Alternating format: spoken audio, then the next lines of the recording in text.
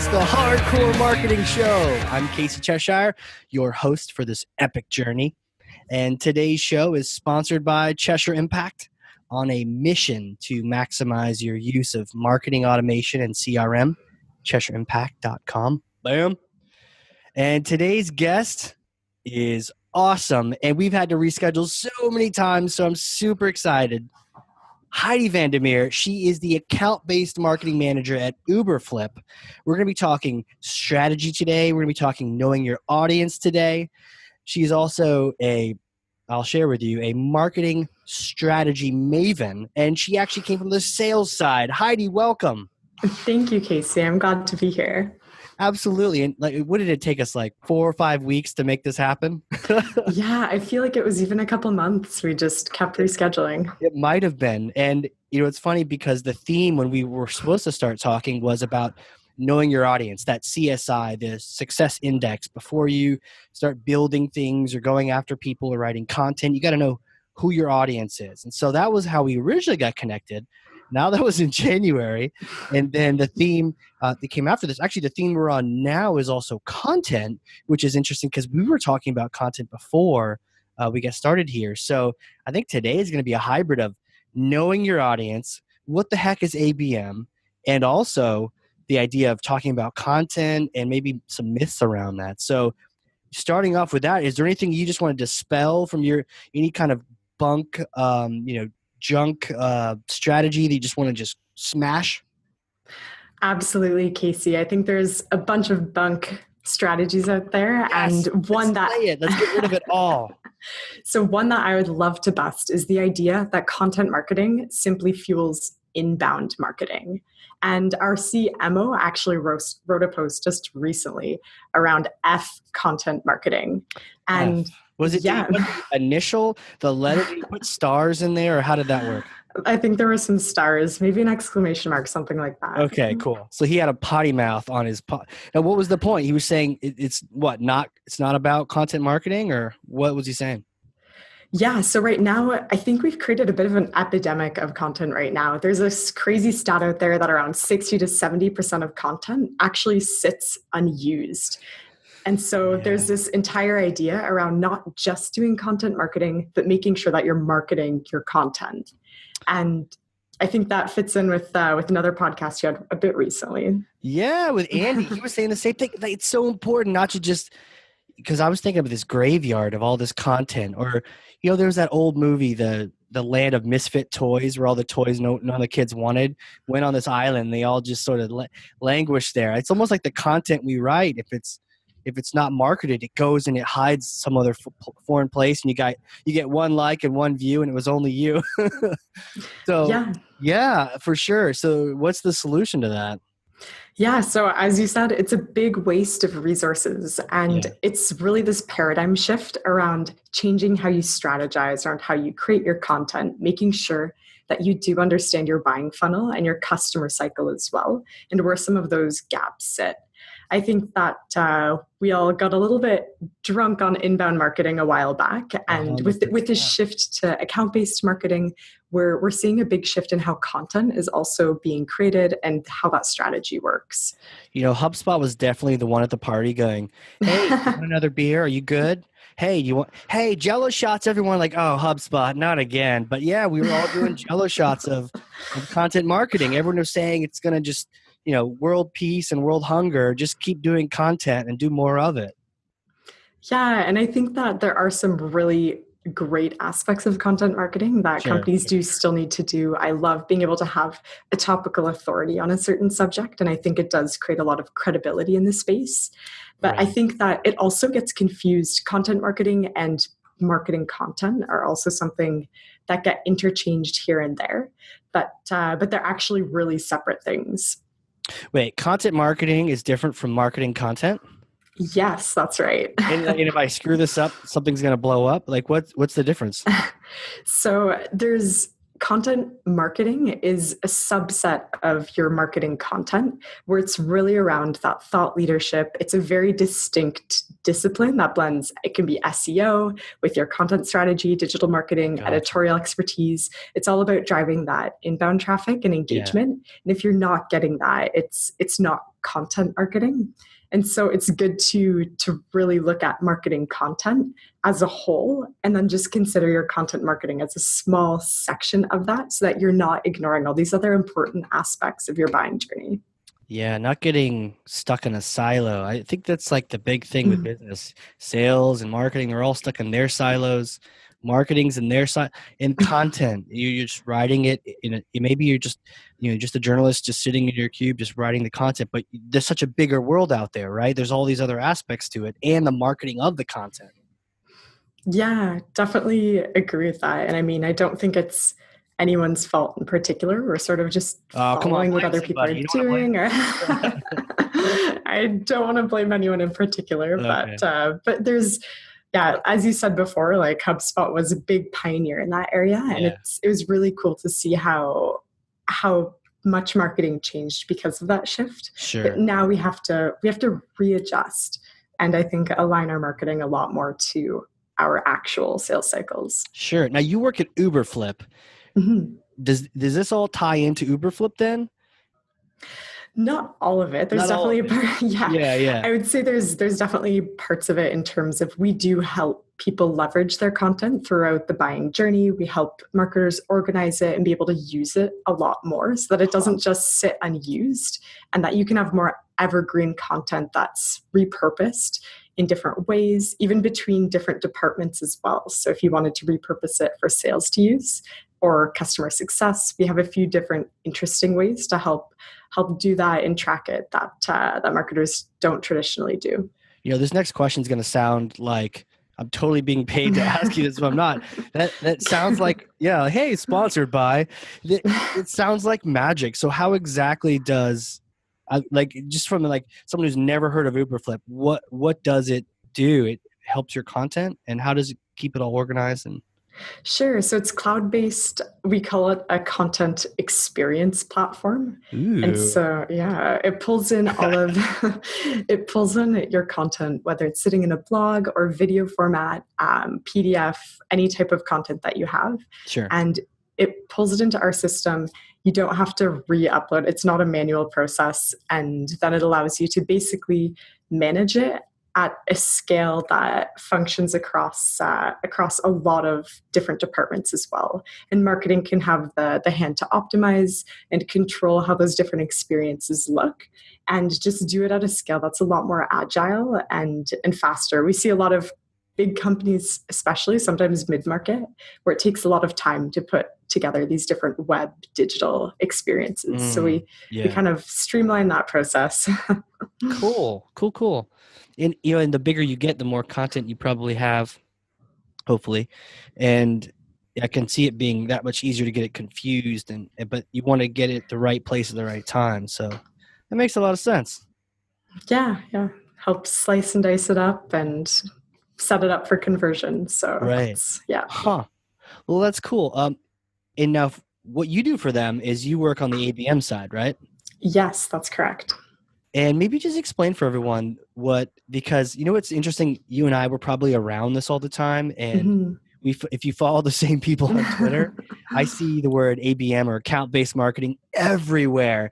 Even the people that wrote the books on it, if you follow them, you'll think it's just everyone knows what this is. But then I go to some event somewhere, and a lot of people haven't heard of it. So could you help us just understand, what is ABM? Because I mean, even your role, right? You're the marketing manager specific for account-based marketing. Mm-hmm. Yeah, so account-based marketing is it's relatively new, but if you talk to people that have been in the business for a long time, they've been doing ABM in their own form forever. It depends really on how your marketing team's set up. Yeah. But where it differs from our traditional marketing strategies is that you are able to define your list of accounts. And so you know who you're going after. You're able to prioritize that usually based on past success with other customers, other deals, and then be able to segment that out and go after those accounts. And there's different levels that you can go after them at. So if you go after massive deal sizes, usually you personalize that marketing approach on a one-to-one account, sometimes even per person basis. Whereas if you're more mid-market, it tends to be one to few, where you're focusing a little bit more on segments. And then there's also a one-to-many approach where it's called programmatic. Some of it looks a little bit like traditional demand generation, but it's where there's not that much differentiation between your marketing tactics for these different groups. Right. So going after a known list. And I think what's interesting, sometimes this gets confusing for people because like you just said, a lot of people have been doing this for a while because some industries and some products or services, they have a known universe. If you're going after schools or if you're going after hospitals, there's a finite number of hospitals. So you know who your target is. Well, I guess a broad target. And so they have been going after known accounts, but some of the other tools like software or even services like ours, we can work with almost anybody. So it's instead of trying to boil the ocean, you're reducing that down to a pot and just trying to boil that pot but going after specific people. So that's interesting. So so you have certain strategies that you're doing. Do you go after the big ones like you were saying, or mid-market, and do you personalize down to like each email or the t-shirt, or how does that work? Yeah, so it's funny. We've actually rolled out a number of different campaigns, and we've hit all three levels of those types of personalization at some point. Wow. When I first moved into this role, I was focusing on enterprise sales, and so we built out all of these strategies for our enterprise accounts. Yeah. And it was a good experience. We did that personalization as well. We built out like this magazine that we sent people for an event that we had that had their face on it. And it was sort of like a Time magazine. It was an astronaut thing. So that was a really fun one. And we got some good responses from it. We focused on that for a number of months. And then we were getting feedback from the sales side that they wanted more support on some of the mid-level accounts. And so we switched to a bit more of a segmented strategy on that one-to-few personalization basis. And it's been interesting. We've revised our account lists a few times, done different analyses to see what works best with sales. But it's definitely been a growing process. What is segmentation? What does that look like for when you're doing ABM? Is it still role-based or geo or buyer persona? What kind of targeting? Yes, we do some persona-based marketing for sure. I find that it resonates, and it's still somewhat scalable to build out. But it's a lot easier for sales to use that and build off of it within their own talk tracks. Sure. So we do that. We've also done a lot of technographic types of segmentation. And so our platform integrates with a lot of big players out there like Marketo or Pardot, Eloqua. And so we'll focus around those different segments. And that's also been a really fun way to go after accounts. And then another area that we're doing a little bit of right now is industry-based too. So some geography with events, I would say, is thrown in there, but it's a big mix. And I have a lot of fun trying to segment our audiences just to see what works. Yeah, because you have to experiment. But if you have too many segments, now you're doing that much more work. And if you don't have enough, you're not as relevant. So you have to find that. How do you find that balance? Just test it out, or? Yeah, it's an interesting balance. When I first started, it was a lot of testing, just going back and forth, seeing what resonates. And we're still testing a few things. I think it's always good to have something new in the works. Sure. But one thing that I did was to just run another analysis on all of our accounts that we've closed within the past year, look really in depth at our close rates on them, how fast we're closing them, and then our average deal size too. Sure. Developed our priority lists from that. And so that was the most helpful way to get started with more intelligent testing. And I would totally recommend that. And then also validating, if possible, with your sales team as to whether the data is showing what they're actually living and experiencing. Right. That's really prescriptive. That's cool. Sometimes we talk like high level strategies and concepts like artificial intelligence, but that's really, the way that you ordered that. And then not only ordering it that way, but then checking with sales afterward, doing a quick check. Does this make sense? Common sense Mhm. check with sales, see if that's what they're saying. That makes a lot of sense. Yeah, there's a lot of other tools out there too that do predictive as well. And I've looked into those a little bit, but I'm a fan of just being, if you know your business, know Yeah. how to segment it. I think most predictive models do look alike. And so it just is like, who are your current customers? Let's try to model it after that. And your close rates, that type of thing. But I think that if your business is changing or you're going after a new market or anything in the market is changing, that's not going to tell you very well. So I think it's good to know all of those different levers that are affecting your deals and kind of look at it while understanding your business. Interesting. And so predictive, I mean, there's a lot of technologies that basically try to do what you just said, but do it in software and give you a number and predict how likely this person is to buy. But you're saying, nothing really beats just doing your own guess and check, that kind of thing. Is that your take? I don't know if it's a guess and check I don't want to put necessarily. words in your mouth. Don't worry, we're not slamming the people. They're all going to tweet at you later. Yeah, I would just say it's a philosophy that kind of relates to don't do your segmentation in a silo. And Oh, yeah. I think that predictive can lead to one of those silos where people don't understand all the levers that go into it necessarily, and it doesn't necessarily relate to all businesses. Or if you're trying a new tactic, or if something is changing, it's good to kind of use your own knowledge and validate that with sales, and then kind of make your guesses and tests as well. 100%. I mean, I'll say, like, no, an app isn't going to know your business better than you do. If it does, we've got problems. We've got real problems. One time I was working with a company where their whole marketing department had outsourced everything. And the CEO came by one time to talk to someone who's in the marketing department. Hey, what's our strategy on this? He's like, I don't know. We outsourced that. And no one knew anything. So they immediately got rid of everyone and brought a new group in so they would actually know what's going on around them. But yeah, Man. you gotta know your business. And how did you find out? You talked to people, walk the halls? Yeah, a little bit. I think it does help that I came from a bit more of a business development background, so that I had that on the ground, really specific, putting in the work, figuring out how people will respond to things. But then working cross functionally has been really helpful too. So definitely booking meetings with people, sometimes just doing my own thing and just then asking people about it, or also going ahead and just jumping in. Sometimes you have to just try something. Totally. So wait, you came from the sales side, right? Is that or business development, or what was that like? How did you start out? Yeah, so it's interesting. I've been in sales for most of my career at this point, but I'm loving marketing. And the way that I made that switch was actually here at Uberflip. So I was on our business development side, focusing on. I was the only person in my role focusing on enterprise accounts, and it was something that I'd built out from the ground up, and created all these different ways to just drive engagement, get into them, research them, figure out what makes them tick and what will make them engage, and book that initial call or eventually become an opportunity and close. What were you seeing? What were those different ways that you were seeing working for the engagement?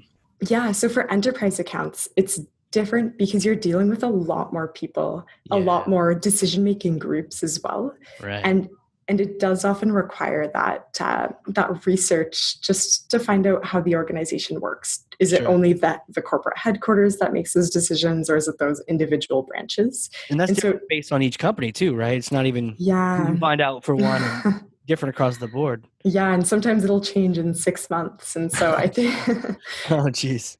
Yeah, and so it's a lot of digging and just really having your ear to the ground. And I was finding a number of things that were starting to work with that. And at the same time, I was collaborating with marketing here and there, writing a couple blog posts and developing, making some new content. And I was like, it would be so cool if I could somehow work on these strategies at scale to help out all the other people on the sales team. Yeah. And and it ended up working into this account-based marketing role. Yeah. And I originally was hoping to just do some type of kind of sales enablement in a sense, because I saw a big opportunity there within our company to help build out some of those different programs. Yep. And our CMO was like, "Hey, account-based marketing is rising. I think it still kind of fits into this. How about you try this instead?" And so that's how I got here. I actually I'm just thinking back to the process right now, and I think I used an account-based marketing strategy on the people that were hiring me as well. I like really do that. It was kind of cheesy thinking about it, but I built out like this small physical piece of like that would be an idea of a direct mailer, connected it with some digital experiences that I put together, made it really personalized, and sort of connected it all. That was to get the interview. Yeah, kind of just to switch departments. It's funny that I think about that now. You're already there doing the biz dev, and then inside to try to sell yourself on the next experience. You created not even a demo, was like a live experience to go from a print to a digital. Yeah, it was something. It was like that. It was. I actually forgot a little bit about what that looked like. Yeah, but was it like something you could use in the company, or was this just literally saying like, "Hey, I'm Heidi. I want to be in this role," and like, what was it like an example of what you could do, or was it just specifically saying like, "Let me go here"? It was a mix of both. So it was an example of what I could build out, but it was tailored around me getting the job. So. That's really cool, and it worked. Yeah, here I am. Yeah, it's funny. When I was trying to get my first gig as a marketing coordinator, but cheers, by the way. Cheers. That was tea. Yeah, me too. Can't do coffee all day long. So I was trying to get my first gig as a marketing coordinator, and I'd done a bunch of digital already and all sorts of things, but I never had a job on my resume that said that. I had all these other internships and jobs, but nothing said like marketing coordinator. And so I made up this binder. This is back in the day when binders. So I made this binder, and it had.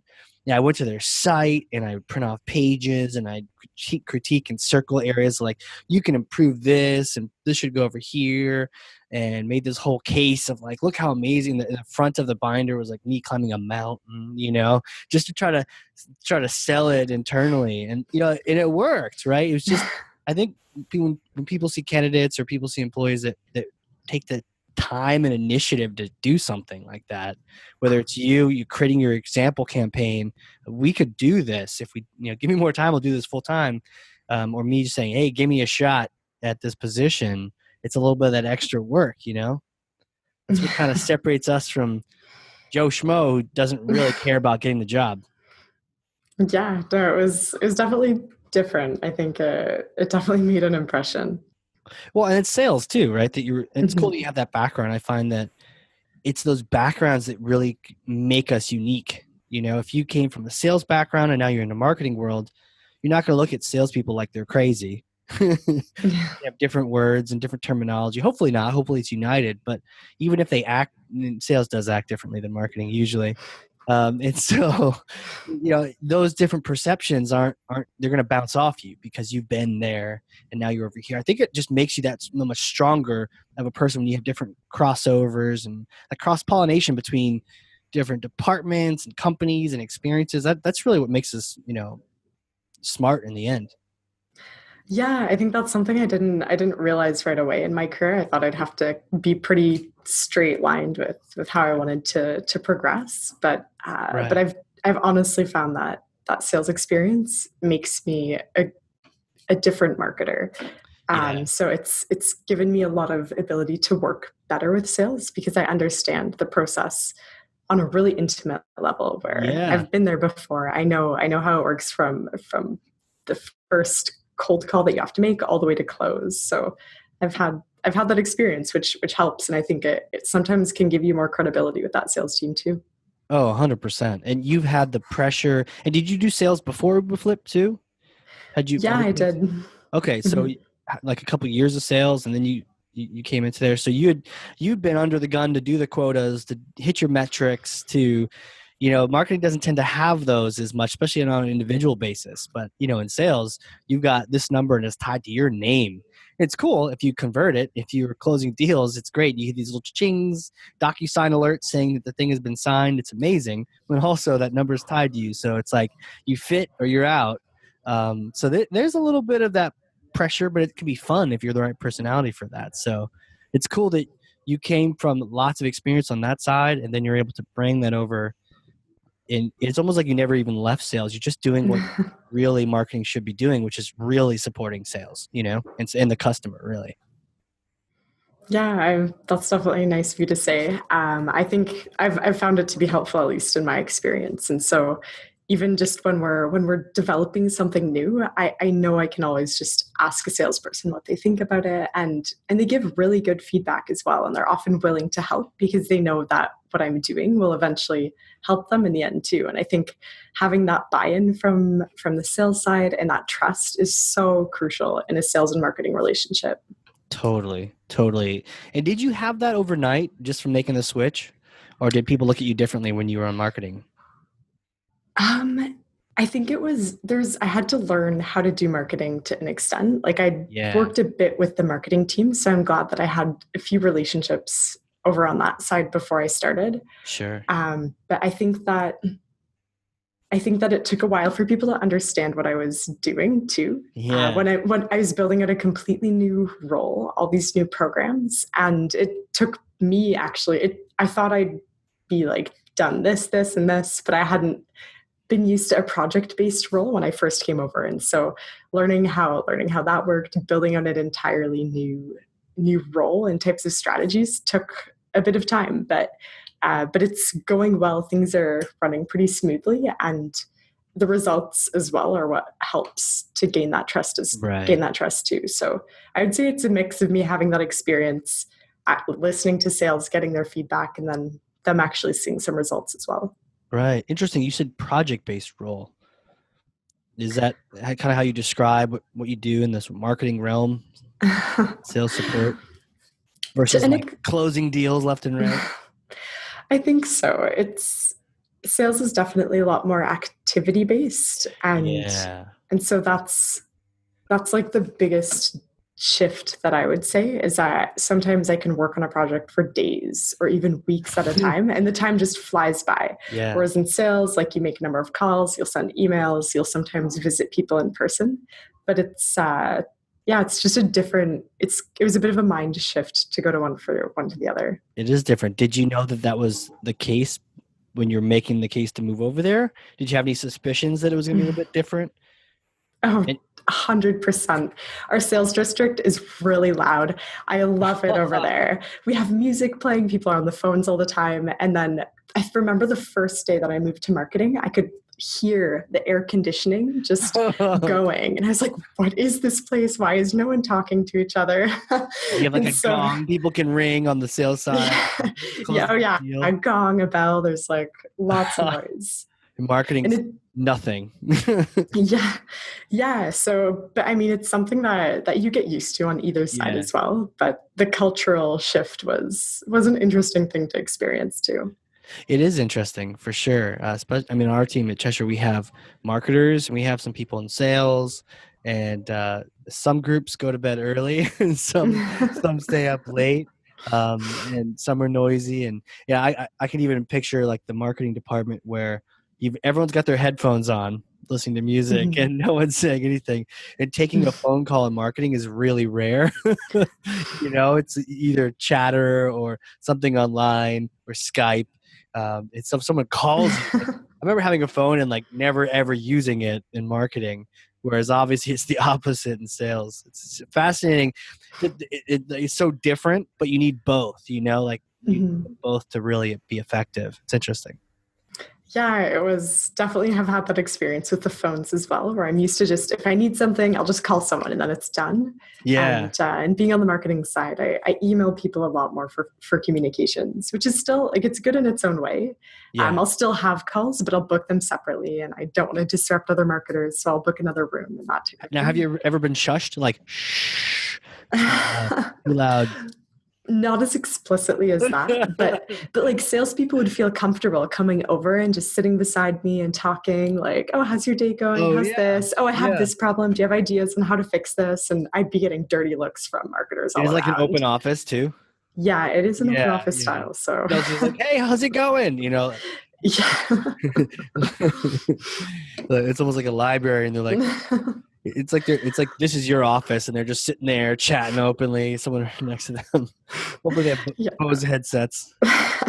And I love working on that side. Don't get me wrong, Yeah, no. but just it was pretty funny though to see all those differences.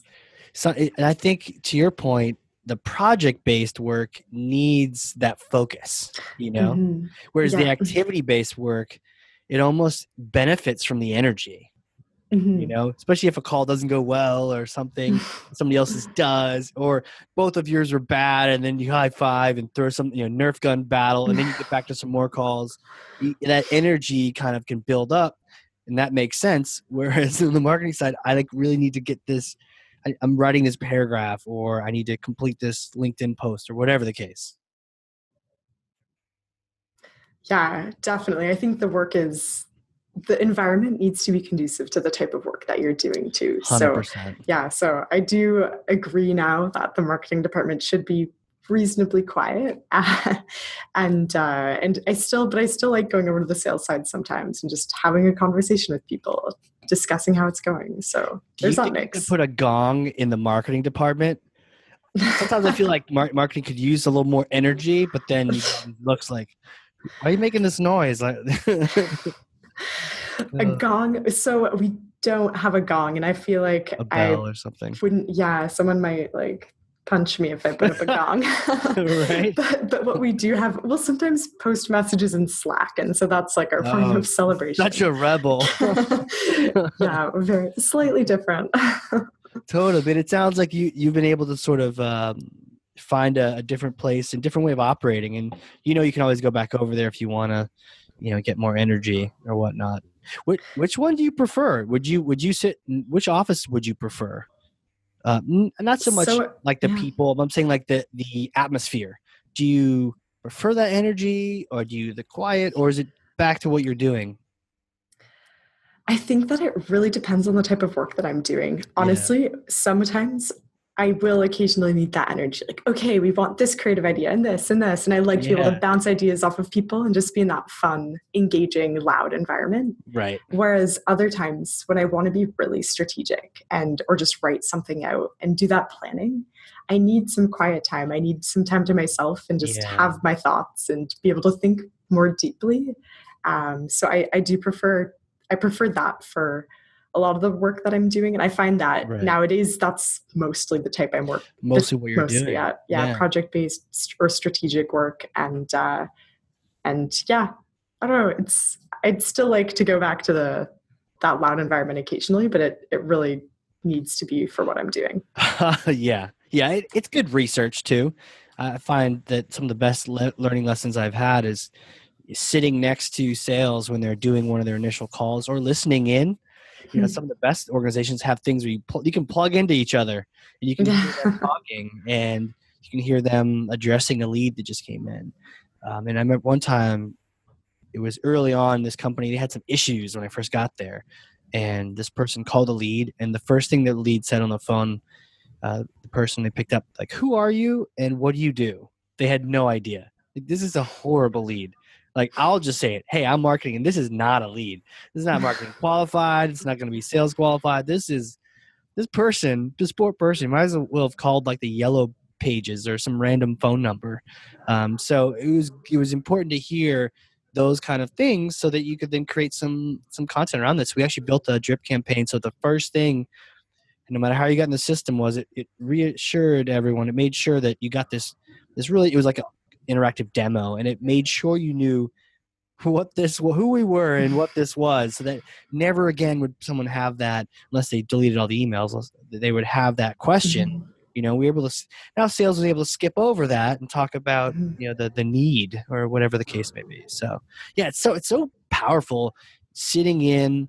It's almost like it's important to go back and forth, and not get too into the quiet or the focus, but also get some feedback, get some learnings. Yeah, yeah, I agree with that for sure. I think that marketing can be doing a disservice if you're not occasionally listening to a sales call or hearing what they have to go through on a day-to-day basis. And a lot of marketing organizations, especially with your traditional lead gen and then demand BDR AE structure, I Sure. feel like the flow of lead to sales breaks off at that transition from marketing to BDR, and Mm, it's really hard to make that go smoothly. yeah, And there's a lot of processes and different things we need to do to fix that. And so it's interesting being in this position where I can do marketing, focus on that part of the funnel as well, and help our sales team be more strategic about it. So it's a fun place to be. for sure. I definitely see that being a friction point, that transition from marketing. You got all this colorful content, even if it was the most fine-tuned, perfect stuff for you, you get all that, and then you get transferred, your lead, you don't even know it. Behind the scenes, Salesforce flips you over, and now you're over to BDRs, and you get phone calls. Maybe the content stops. Maybe all that education and knowledge stops, and now you're getting harassed by someone who just wants to set you up with a call with someone else, and things can be kind of, how have you helped smooth that out? So there's a few different ways that we help our BDRs in that respect. Yeah. One thing that we've been doing recently is testing out different forms. We'll do emails, we'll do digital ads. One Okay. thing that I really like to help get that engagement too, especially for your top level accounts, is Yeah. have some kind of creative piece of direct mail that's helpful to spark that conversation. And I think that there still will always be a place for some kind of cold sales outreach. And so you have to have reps that are comfortable doing that to an extent. Warriors. You need them. Yeah. But it's good to understand how that process works and how to Yeah. add value from that really cold stage too. Yes. And because sometimes the accounts that we want to go after, we don't have that lead or contact information right away.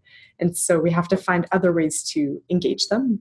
For the most part, we do get a lot of our leads already, but just to fill out that database, you find someone on LinkedIn, you're like, oh, this is actually the person that we need to reach out to, but we haven't been able to engage them through any of our other channels. So how do we do that? How do we assist that process? Right. Interesting.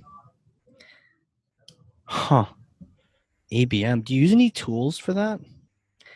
We use a lot of tools. Do I you? think it's helpful being a tech company. We Yeah. we definitely believe in using other types of tech to help make our work better. Yeah. We obviously use our own product for things that are content related. Yep. We use Marketo for mass email automation. Sure. We'll do SalesLoft for our BDRs, and so I can help to create different cadences and different Yeah. segmentation streams for Are all you of doing those stuff different things. in SalesLoft too, or do they kind of keep you in Marketo? Yeah, so I actually work in SalesLoft more now than I do in Really? Marketo. Yeah. So that's more so just to help set things up for the BDRs and so that I can have that visibility into it. But it's fun. We can like attach a direct mail as like a first touch point or not, depending on what we want to do, and then kind of control that cadence throughout. Right. I definitely see an overlap, even our own company and some other conversations we're having, Mm-hmm. when I was really learning about just what, we actually use SalesLoft too, but some of the tools like SalesLoft can do in terms of automation around that phone call. It's very similar to what marketing automation, a Pardot, a Marketo would be doing. Mm-hmm. But it's almost like marketing tends to stay in their marketing automation platform. Sales is Mm-hmm. owning SalesLoft. You can duplicate the same thing. You could both be trying to write the same email that you're going to send out. And marketing might write a better one, just saying.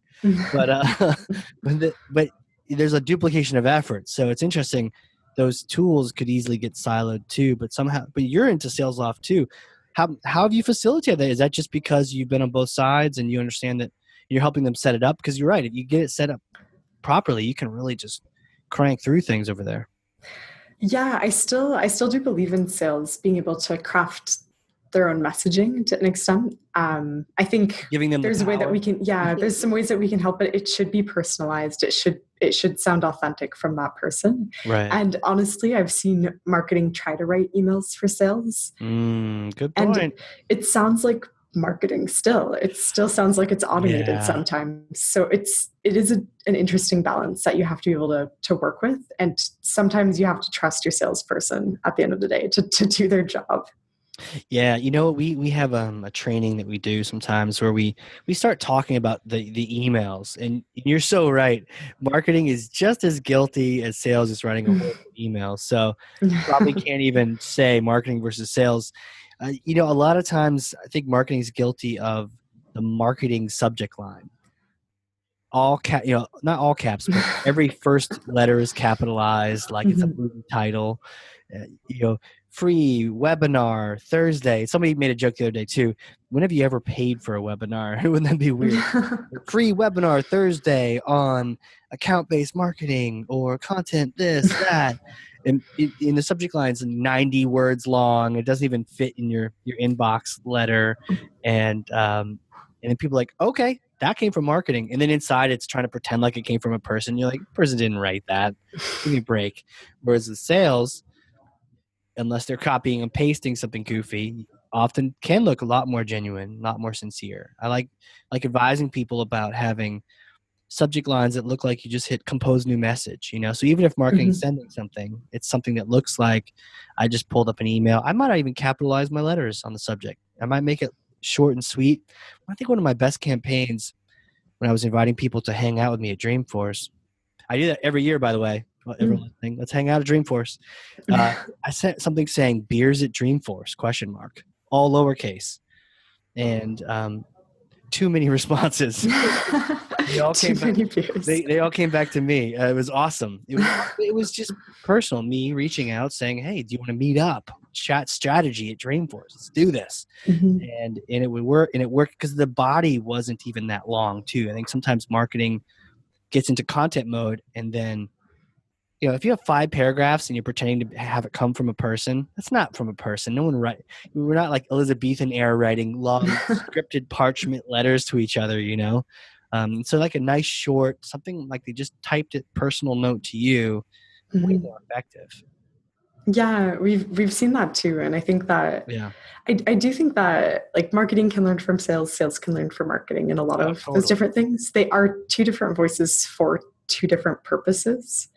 But to kind of go back to what we were talking about for having the strategy behind any type of content that you're creating, it should be a catalyst for change in some sense. Unless it's personal, like you say, beers at Dreamforce is something different for an event, and that works for that context. In person, yeah. Yeah, but if there should be value for the other person at the end of that. And so I like thinking about any message you're crafting to somehow drive that catalyst in some way or another. Well, you're thinking about the other person, right? I think sometimes people forget, call them a lead, call them a number. And I even wrote something on LinkedIn recently where we're saying, let's put the H back in, B to H or B to B. It's like the human side. You actually want to give value to the other person. It's so true. And if you're thinking about them, it's always going to be way better than if you're just thinking about yourself, what's in it for me kind of thing. Yeah, definitely an interesting topic and different approaches too. But that can also sometimes lead to that friction between marketing and sales, just those different philosophies for how you engage someone at all of these different stages. And I feel like that really leads back into how someone thinks on a day-to-day basis, is that stage that you're writing for. And it's easy to get kind of trapped unless you have some kind of communication and feedback loop to see why it's working at one area or not in the other. Right. You need that feedback to understand if it's resonating, if it's relevant to the person you're writing it for. Makes a lot of sense. So you mentioned earlier, marketing can learn from sales, sales can learn from marketing. Yeah. And you kind of learned, you've been on both sides. You've been able to learn from both. And I'm with you. I've done some sales myself, and it's fun. It's so much fun. And then on the flip side, marketing doesn't tend to have that final moment where it's like jazz fingers. Hey, you just closed the deal. Celebrate. Ring the bell. It's more of a constant refinement of a process or a machine. On the marketing side, you're continuing to create and add and improve, as opposed to, hey, they signed the line, that kind of thing. So Mhm. both obviously have their values, but what kind of things do you think um, marketing can learn from sales, having been over there? And maybe it's hard to even think of because you were that and you brought it over. Yeah, it's interesting. I definitely had a lot more opinions when I was on the sales side about that. Oh, tell me about it. And I find, yeah, but it's the same thing. Like when I came over to the marketing side, there was a lot of really negative opinions about salespeople, and it was echoed back like strongly sometimes, if not more strongly, on the sales side. And so Right. I think I think just when people are working in silos, even within a department, it can happen. When you get really specialized into one thing that you're doing, it creates this gap between two different things, even if they're supposed to be aligned, unless you Yeah. do something to continually understand the other person within your own company. Yeah. So I think that a few of the things that I found are applying to marketing right now for me Yeah. is being really goal oriented toward revenue with what I'm doing. Yeah. Every single thing that I do, just because I come from that background, it works especially well in account based marketing. So my Sure. position is probably a little bit different than every area of marketing. I don't think our graphic designers could relate to that as much. But but the work that I do, everything that I build is to help drive that initial call or drive that Right. demo, drive that transfer into an opportunity, move that opportunity from one stage to another, and ultimately help it close at like a good rate, even faster, hopefully, if I can help get it there. And so I'm tracking a lot of things that I do on all of the same measurements that sales are being measured on. And I found that philosophy to be a little bit different. Mm. But I think it's helpful to have that vision because it's really aligned to business goals too. And so when we get caught up in things that are important and we do need to do like thought leadership, I feel like we lose that perspective and how it connects to our end goal sometimes. Yeah, it's so important, that end goal. Revenue is usually the word, but being focused on the end result, it's almost like that can immediately put sales at ease, because sales is thinking end result. And if marketing isn't, you can really have, it's like a square peg and a round hole. It doesn't even make sense. You're not thinking about the end result. No, you are. Yeah. But if everyone is, then instead of being like my lead, or it's your fault that this thing happened, or it's my fault, in that political game, if you're all looking at revenue, you're totally right. It sort of instantly shifts the conversation to like collaboration. Mm-hmm. Yeah, and I do think like sometimes revenue seems a bit too like hard of a goal because you do want to be building real relationships with real Yeah. people and creating that value. And revenue is just a very concrete way to measure it. Right. But there's a lot of different ways that you can look at what you're doing and how you drive that end value. So true. Now, how did you pick all this up? Are there different events that you're going to, or how, when you made this transition, or even before you did, you probably were sort of filling your head with ABM knowledge and all that. But how did that even happen? How did you make that? How did you learn those elements? Yeah, so for me, when I first shift, well, I think my sales background is one thing that tends Yeah. to help out with account-based marketing, and the fact that I was at Uberflip already talking to some marketers here and there gave me a baseline education in that. Yeah. But on the other end, in terms of what I did to try to actually build out and learn from other marketers, when I first moved into this role, found everybody I could on LinkedIn in the area that had ABM or account-based marketing in their title or their description. I reached out to them. One person had tried setting up an ABM group in Toronto like a year before. Oh, really? And 5 people showed up. He said it was just his friends. And so when I reached out and was like, oh, do you want to do this? Like, I really want to find other people so that I can figure out what they're doing. He was like, yeah, sure, let's do this. And so that event's been organized every month now, and we've grown from like 30 members to 400, and learning from other people there has been good. What's it called? It's called Account-Based Marketing Pioneers Toronto, I think. Pioneers. I like it. Yeah, so that was helpful, just really connecting with other people and having those conversations, because 400 people in the meetup group. Yeah. What? That's awesome. Yeah, in less than a year too. So it's not just me doing it. It's this other person in the Toronto space named Steve Watt, who's pretty big. But, cool. But I do help with some of the logistics still and setting it up. I've managed to get Uberflip in as a sponsor for it, just to kind of help make it run. And then as well, there's like this one other group that I found to be helpful. That's a lot smaller. It's more of a roundtable format where people share their strategies, and it's more back and forth. But I've honestly found talking to other people to be one of the most helpful things. I've read so many blog posts and ebooks and all these other things online, but when I go into actually trying to execute it on a ground level, that's been helpful. Yeah, it's like that step beyond the page. Sometimes you can read something and it makes sense, but then they ask you to apply it, and you had to really think about how to apply it. But talking to someone else who's already applied it skips that step. They're sharing how they translated that written theory or that written to do in a book into like practical usage. That's cool. Yeah, it's been. Yeah, I've loved that. The marketing community the B2B marketing community, I'm realizing, is really small. And so even just I went to an event in Arizona a couple of weeks back called B2B MX. And that was fun. I got to meet people that I'd seen post on LinkedIn. I've read their blog posts, and that was really cool as well. Good event. You recommend it for people for next year or the next time they do it? Yeah, I definitely recommend it. The reason that I chose to go there, I chose to attend, was because they had an ABM track, and I hadn't seen that at other places. So it was useful to have those dedicated sessions, and it's all B2B marketing, which is my focus. So it was really good. That's cool. Okay, so B2B MX had an ABM track.